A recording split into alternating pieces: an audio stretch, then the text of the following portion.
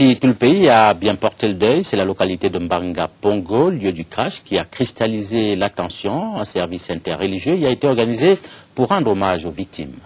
Solennité, émotion, compassion se sont mêlés au cours de la cérémonie. Le chef de l'État y était représenté par le Premier ministre Ephrem Inoni. C'est un reportage de Bernard Alphonse Libotte. Décidé par le chef de l'État qui s'est fait représenter par le Premier ministre que secondait Gladys Inoni, le service interreligieux en hommage aux 114 victimes du vol de la Kenya Airways survenu dans la nuit du 4 au 5 mai dernier, un jet de pierre de l'aéroport de Douala, au lieu dit Mbanga Pongo, a été très couru ce vendredi 18 mai.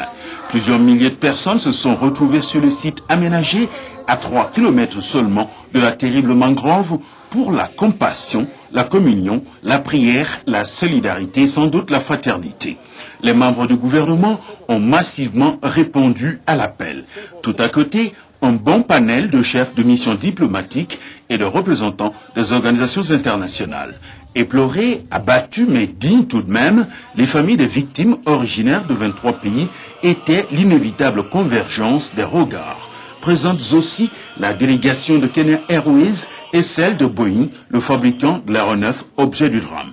Sur les lieux également, les hauts cadres des secteurs publics et privés, camerounais expatriés, les leaders des partis politiques, les responsables des centrales syndicales, les messieurs et dames, tout le monde, et bien sûr, les ministres du culte, principaux acteurs de la cérémonie. Tout commence par un chant introductif entonné par la chorale de la Presbyterian Church in Cameroon. Dans son mot, le secrétaire régional de PCC, le révérend pasteur Fonky Samuel, rappelle la soudaineté et la brutalité de l'accident qui a fait passer de vie à trépas le temps d'un clin d'œil 114 personnes. Pour lui, la mort demeure un mystère, surtout quand elle est inattendue et brusque. Pour sa part, le représentant de la communauté indienne qui déplore la perte de 13 personnes fait valoir sans sourciller que la mort est une évidence alors que la vie est une surprise quotidienne. Le grand imam de la ville de Douala, s'exprimant par le biais de son porte-parole, rappelle pieusement que le crash de Mbanga Pongo est un signe évident de la présence d'Allah sur la terre des hommes. Pour tragique qu'elle est, poursuit-il, cette horrible tragédie n'en demeure pas moins une interpellation d'Allah aux populations de toute la planète à vivre en harmonie, lui, le Créateur qui a réuni tant de personnalités au destin divers pour une fin collective. De son côté, le secrétaire général de la Nonciature apostolique a lu le message du Très Saint-Père, le pape Benoît XVI, qui exprime sa profonde compassion aux familles des victimes. Le souverain pontife salue par ailleurs l'initiative louable du président Paul Biya qui a suscité à travers le service interreligieux le retour de ses compatriotes vers Dieu.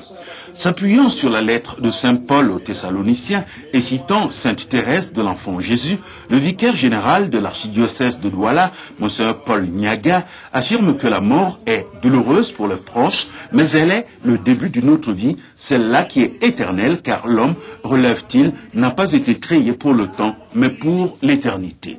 Les grandes douleurs, on ne le dira jamais assez, sont muettes. Et c'est sans doute pour cela que le Premier ministre, représentant personnel du chef de l'État, n'a pas pris la parole au cours de la cérémonie. Pourtant, malgré ses hautes fonctions et malgré sa double casquette, on sentait que Ephrem Inoni a été tétanisé par le nombre impressionnant des victimes du crash. Le représentant personnel du président Paul Biya a posé 2 actes majeurs. Il s'est incliné devant les photos des victimes et est allé encourager avec les mots tendres et pleins de compassion les nombreuses familles des victimes du crash de l'aéronef de Kenya Airways.